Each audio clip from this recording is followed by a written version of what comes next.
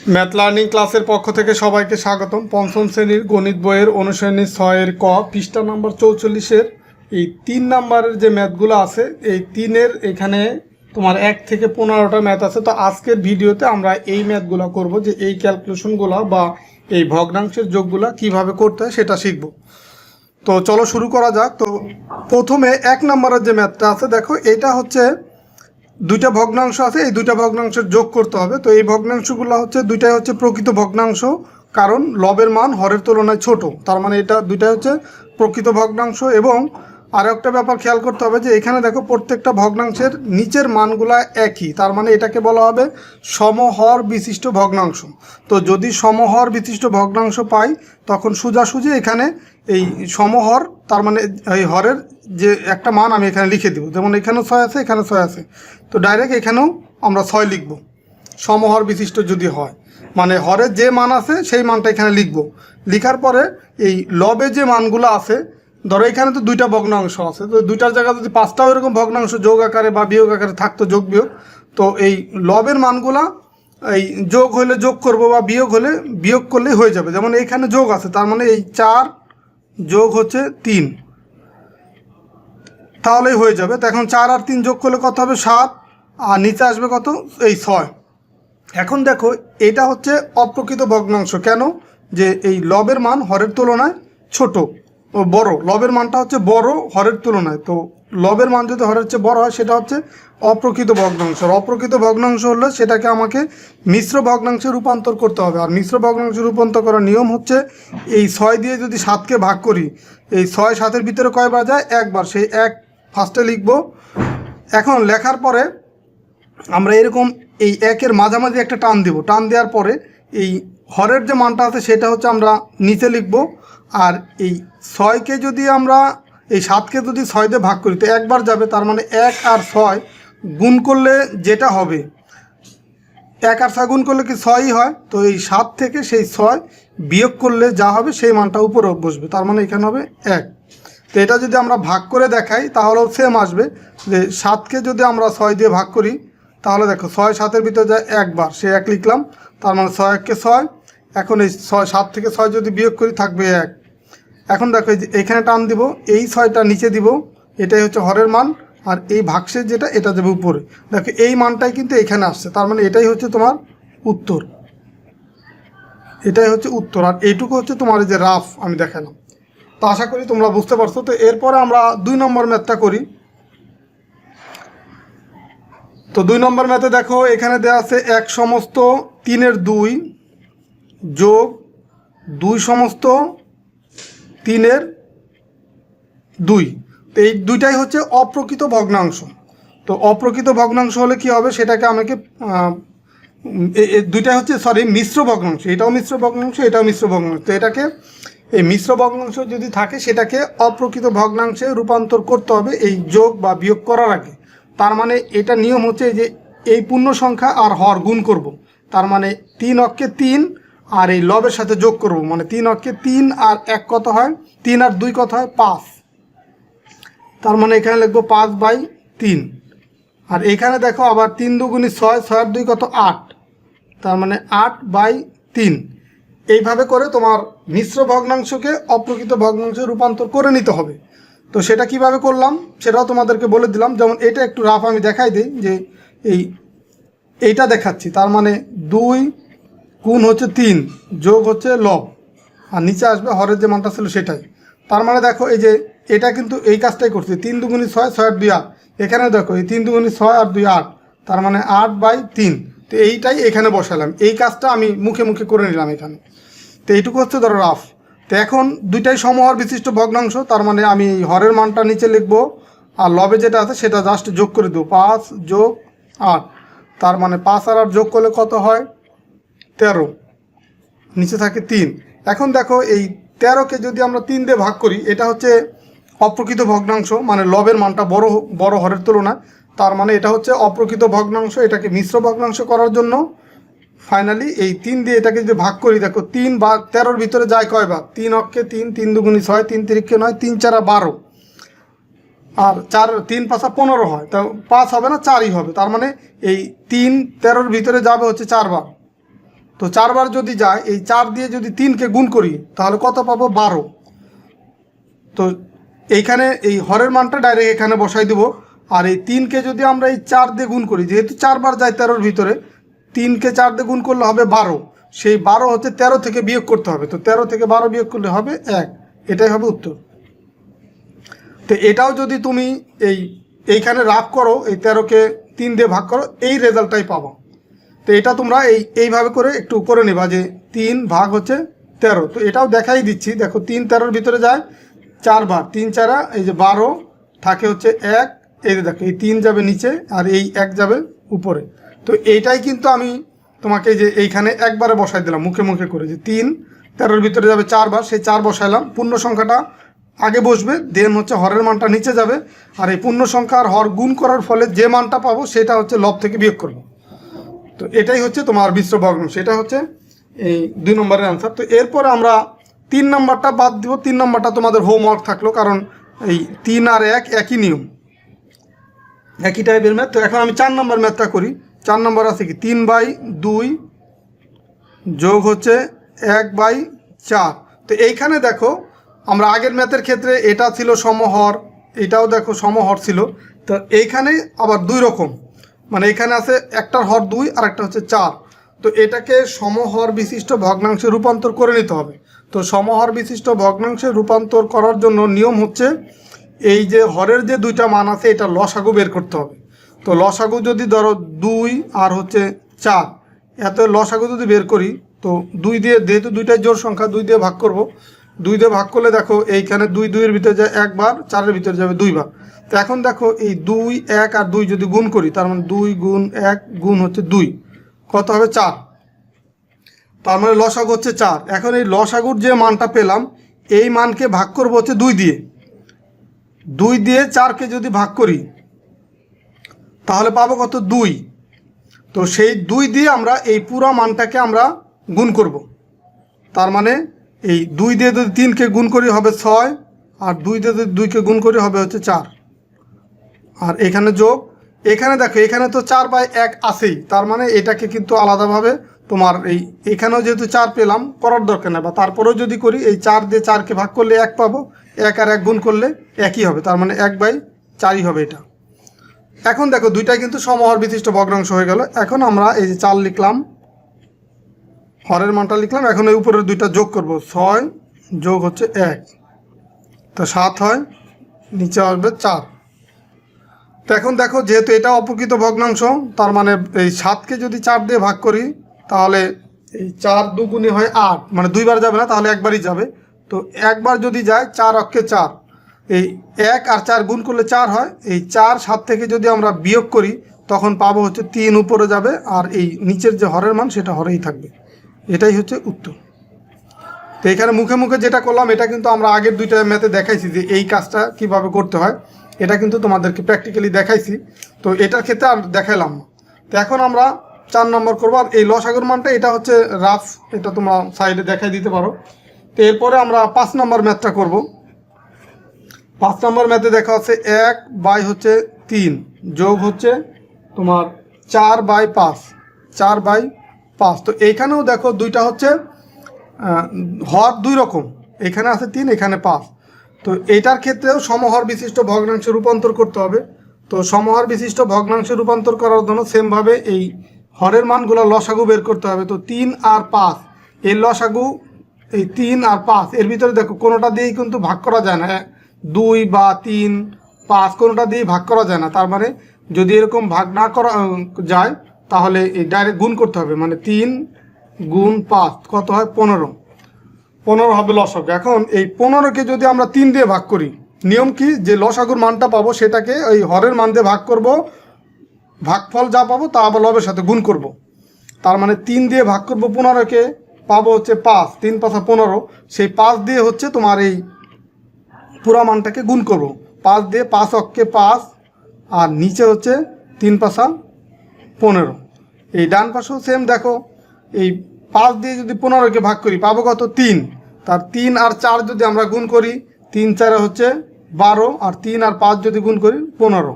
তো দেখো সমহর বিশিষ্ট ভগ্নাংশ হয়ে গেল।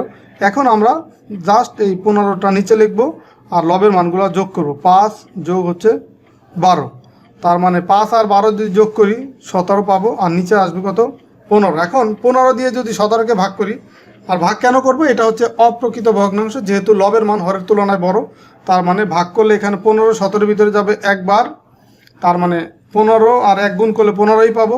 তাহলে সেই 15 যদি 17 থেকে বিয়োগ করি পাবো হচ্ছে 2, সেটা লিখবো উপরে, আর এই নিচের যে 15 সেই 15 নিচেই থাকবে। এটাই হচ্ছে উত্তর। তো আশা করি তোমরা এই ম্যাথটা বুঝতে পারছো। তো এরপরে আমরা আরেকটা ম্যাথ করব, 9 নম্বর ম্যাথটা করি।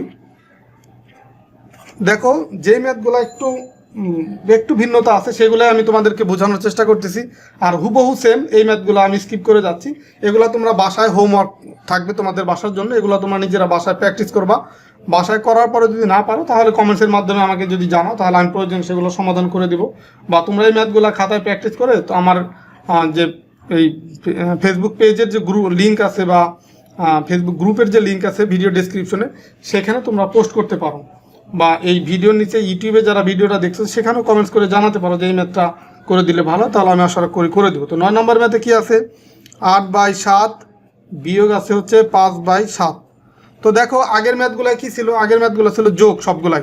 তো এটা সমহর বিশিষ্ট ভগ্নাংশ, বাদ এখানে আছে বিয়োগ, তার মানে বিয়োগ থাকলে একই, জাস্ট যোগ থাকলে যোগ করব, বিয়োগ থাকলে বিয়োগ করব। তো এই সমহর, তার মানে এই 7ই এখানে লিখবো, আর এই লবের মানগুলো যেহেতু এখানে বিয়োগ আছে, তো আগেরটা যোগ ছিল যোগ করছে, এখন বিয়োগ ছিল বিয়োগ করব।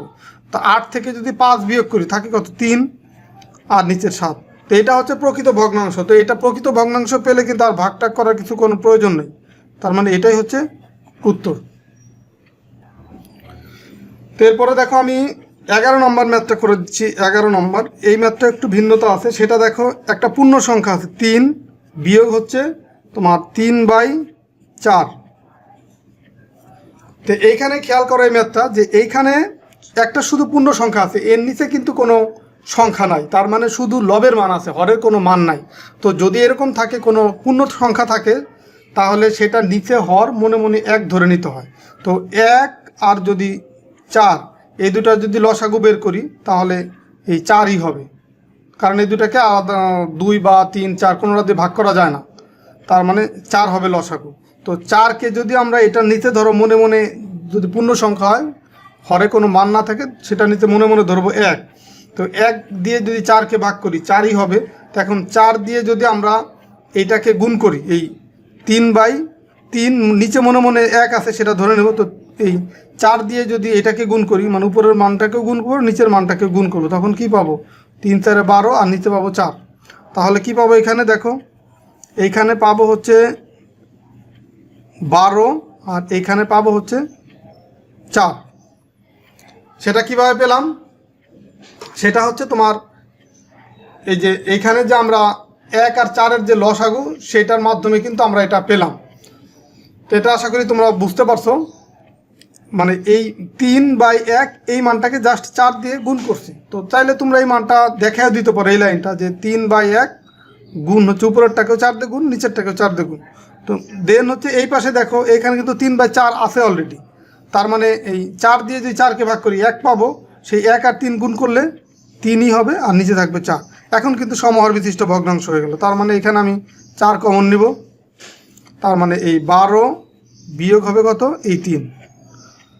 সমহর হলে কিন্তু আর আমার কিছু এই লবের মান বা লবের মানগুলা জাস্ট যা আছে তাই, যোগ থাকলে যোগ, বিয়োগ থাকলে বিয়োগ, আর কিছু করার দরকার না। তো 12 থেকে 3 বিয়োগ করলে থাকবে কত, 9, নিচে হচ্ছে 4। তো এখন দেখো 4 দিয়ে যদি আমরা 9কে ভাগ করি তখন কত পাবো, 4 দুগুণে হচ্ছে 8, 3 4 12, 9-এর চেয়ে বেশি হয়ে যাচ্ছে, তার মানে 4 9-এর ভিতরে যাবে 2 বার। তো সেই 2 লিখলাম। 2 লেখার পরে 2 দিয়ে যদি 4কে গুণ করি তাহলে হয় কত, 8। তার মানে এই হরের মানটা তো নিচে লিখে দেব, এই যে 2কে 4 দিয়ে গুণ করার ফলে 8 পেলাম, সেই 8 9 থেকে যদি বিয়োগ করি পাবো কত, 1, সেই 1 উপরে বসবে। এটাই হচ্ছে উত্তর। তো এরপর আমরা 15 নম্বর ম্যাথটা করব। 15 নম্বর, তো এই ম্যাথটাও দেখো একটু ভিন্নতা আছে। এটা হচ্ছে এই 15টা ম্যাথের লাস্টের যে ম্যাথ, সেই 15 নম্বর, এটা হচ্ছে 2টা মিশ্র ভগ্নাংশ, 3 সমস্ত তোমার 12-র 7 বিয়োগ হচ্ছে 1 সমস্ত 6-এর 5, 1 সমস্ত 6-এর 5। তো মিশ্র ভগ্নাংশ থাকলে সেটাকে অপ্রকৃত ভগ্নাংশে রূপান্তর করতে হবে।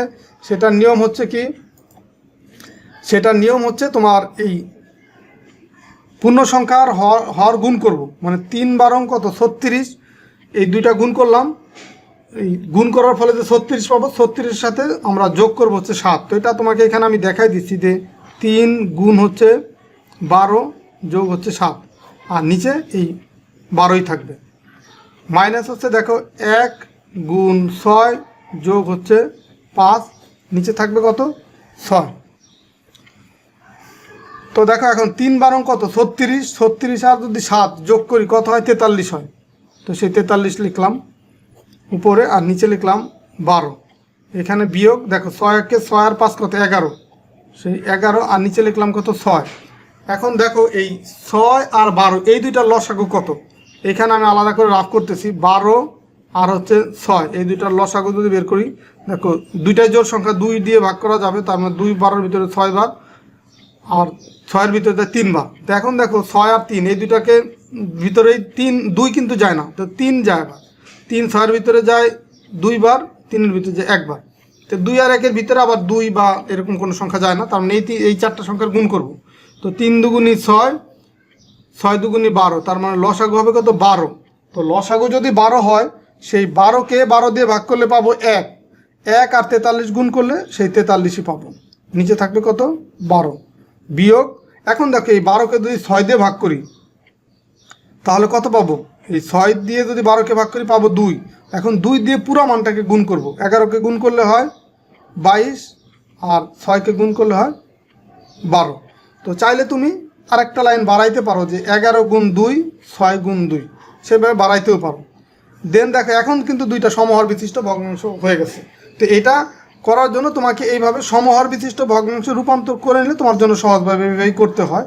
তো এখন আমরা যে 12 কমন নিলাম, এখন দেখো এই 12-র ভিতরে 12 যেহেতু কমন নিচ্ছে, তো এখানেও 12 আছে, এখানেও 12 আছে, তার মানে আর উপরে আমার কিছুই দেখার দরকার, শুধু লবের মানগুলো এই বিয়োগ আছে বিয়োগ করে দেবো। যে 43 বিয়োগ হচ্ছে 22, তো 43 থেকে 22 বিয়োগ করলে কত হয়, 2 আছে কত হলে 3 হবে 1, 2 আছে কত হলে 4 হবে 2, তো 21/12। তো এই ম্যাথটা খেয়াল করো যে এইখানে যে 21/12 এই পর্যন্ত আসার পরে এই যে এটা হচ্ছে কি উপরের মানটা, মানে লবের মানটা হচ্ছে বড়, হরের মান ছোট, তার মানে এটা হচ্ছে অপ্রকৃত ভগ্নাংশ। তার মানে অবশ্যই এই 12 দিয়ে 21কে ভাগ করতে হবে। তবে সেই ভাগ করার আগে দেখবো যে দুইটা সংখ্যাকেই ভাগ করা যায় এরকম কোনো সংখ্যা আছে কিনা। যেমন দেখো 21 আর 12 এই দুইটার ভিতরে কিন্তু 3 যায়, তার মানে 3 21-এর ভিতরে যায় হচ্ছে 7 বার, আর 12-র ভিতরে যায় হচ্ছে 4 বার। তার মানে আমরা এখান থেকে 21/12কে আমরা এই লঘিষ্ঠ আকারে মানে ছোট করে এইভাবে তৈরি করতে পারি, বা এইভাবে ছোট করতে পারি যে 7/4 এটা পাবো। তো এখন 7/4 যদি পাই, তার মানে এই 4 দিয়ে এখন 7কে আমরা ভাগ করতে পারি। তো এই 4 দিয়ে যদি 7কে ভাগ করি, 4 7-এর ভিতরে কয়বার যায়, 4 7-এর ভিতরে যায় হচ্ছে তোমার 1 বার, কারণ 4কে 2 দিয়ে গুণ করলে হয়ে যাবে 8। তো এখানে তো আছে মাত্র 7, তার মানে এই 1 বার যায় যেহেতু 1, সেই পূর্ণ সংখ্যাটা লিখলাম। লেখার পরে এখন এই হরের যে মানটা আছে সেটা আমি নিচে লিখে দিব ডাইরেক্ট। আর যেহেতু 1 বার যায়, তো 1 আর 4 গুণ করলে 4ই হয়, এই 1 আর 4 গুণ করলে 4 হবে। এখন এই 7 থেকে যদি এই 4 আমি বিয়োগ করি, তার মানে পাবো কত 3, এটাই হবে উত্তর। তো আশা করি তোমরা এই ম্যাথগুলো বুঝতে পারছো। তো এখানে 15টা ম্যাথ ছিল, আমি তোমাদেরকে মোটামুটি 15টার ভিতরে অর্ধেক মানে 7টা করে দিলাম ম্যাথ।